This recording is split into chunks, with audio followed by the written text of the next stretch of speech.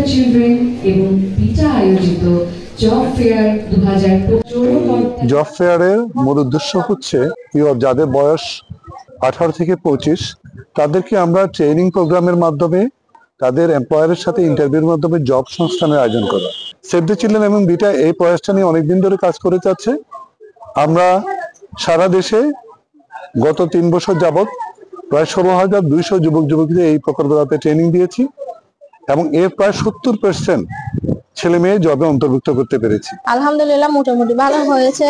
Job পাওয়া না পাওয়া সেটা কোনো ম্যাটার করে না, বাট ম্যাটার করতেছে এখান থেকে আমরা কিছু শিখতে পারতেছি, এক্সপেরিয়েন্স নিচ্ছি, নিয়ে কিছু।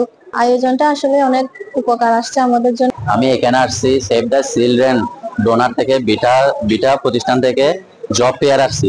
বিভিন্ন এমপ্লয়ি আসছে আমাদেরকে জব দেওয়ার জন্য। এখানে জব পেয়ার আসছি, আমরা জবে অনেক। আমি একটা ইন্টারভিউ দিছি ইউনিয়ন হসপিটালে, ওখানে আলহামদুলিল্লাহ রিসেপশনিস্টে আমি পোস্টে অ্যাপ্লাই করছিলাম, ওখানে আমার ইন্টারভিউ অনেক আলহামদুলিল্লাহ অনেক ভালো হয়েছে। সেভ দ্য চিলড্রেন বাংলাদেশে আমরা জানেন যে আমরা শিশুদের সহ যুবক যুবতী এবং তাদের প্যারেন্টস পরিবার সবাইকে নিয়ে কাজ করি।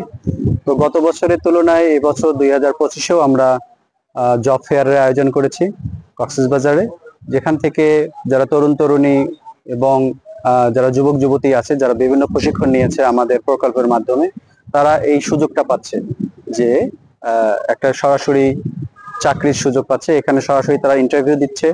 এখানে 36 জনের মতো এমপ্লয়ার এখানে আজকে অংশগ্রহণ করছে এবং সব মিলিয়ে প্রায় 1000 জন শিক্ষার্থী বা যারা বিভিন্ন ধরনের বিষয়ে প্রশিক্ষণ নিয়েছে তারা আজকে সরাসরি এখানে অংশগ্রহণ করছে। বিটা এবং সেভ দ্য চিলড্রেনের সহযোগিতায় আজকে যে জব ফেয়ার আমরা কক্সবাজারে আয়োজন করেছি, এটা আমরা কক্সবাজারের বাইরেও বিভিন্ন জায়গায় আয়োজন করার চেষ্টা করেছি এবং করেছি বিভিন্ন সময়ে।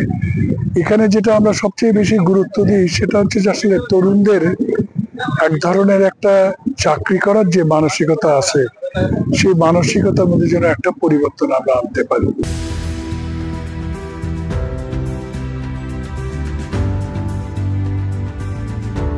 জব ফেয়ারে এসে আমি একটা বিউটি পার্লারে ইন্টারভিউ দিয়েছি, ওইখানে সিলেক্টেড হয়ে গেছি। পার্লারটার নাম হচ্ছে মেহেদি বিউটি পার্লার। অনেক ভালো। আজকালকার যুগে চাকরি পাওয়া অনেক কষ্টের, বাট এখানে এসে দেখতেছি সবাই অনেক সহজেই ইন্টারভিউ দিয়ে সহজেই সিলেক্টেড হয়ে যাচ্ছে, মানে অনেকেই চাকরি পাচ্ছে। যাদের জন্য কষ্টকর তারাইও সহজে চাকরি পেয়ে যাচ্ছে। আসলে আমি এসেছিলাম royal beach resort Sugandha point থেকে। এটা হচ্ছে একটা 3 স্টার মানের হোটেল। সো আমাদেরকে আসলে এসপিএস প্রোগ্রামের জন্য আসলে ইনভাইটেশন করা হয়েছে। সো ওদের যারা লার্নার আছে, ক্যান্ডিডেট আছে, ওরা যাতে জিনিসটা জানতে পারে হসপিটালিটি ইন্ডাস্ট্রিটা আসলে কি, এটা কিভাবে কাজ করে।